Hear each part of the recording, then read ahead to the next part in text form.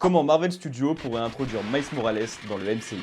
On le sait, Secret Wars arrive, et avec lui, la possibilité parfaite de rebattre les cartes du MCU. Reset partiel, fusion d'univers, nouveau visage. Et parmi tous les personnages attendus, il y en a un qui revient constamment, Miles Morales.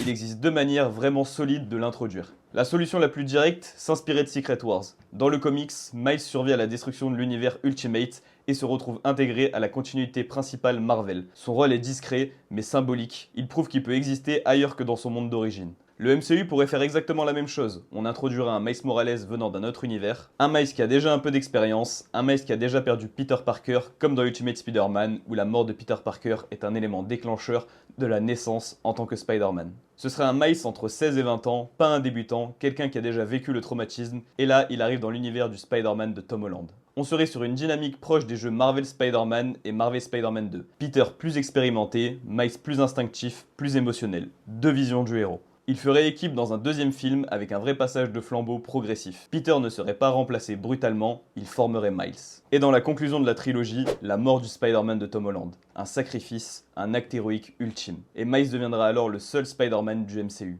Deuxième approche, plus ambitieuse. Introduire un Miles Morales beaucoup plus jeune, 13-15 ans. Là, on s'inspire davantage de l'esprit de Ultimate Spider-Man. Un ado brillant, impressionné par Spider-Man, qui ne se sent pas légitime, et on commencerait dès Spider-Man Brand New Day. Peter rencontrerait la famille Miles Morales en tant que voisin ou via le centre Fist, comme dans les jeux Insomniac. Miles admirerait Peter sans savoir qui il est vraiment, puis arrive le reset post-Secret Wars.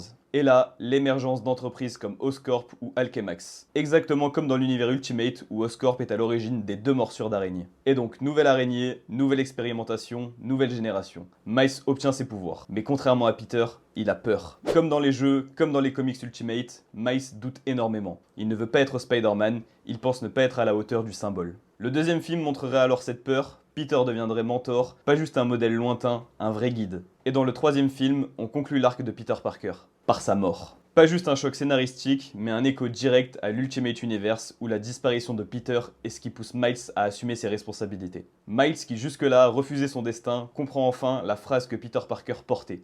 Un grand pouvoir implique de grandes responsabilités. Et il devient enfin le Spider-Man que Peter voyait en lui.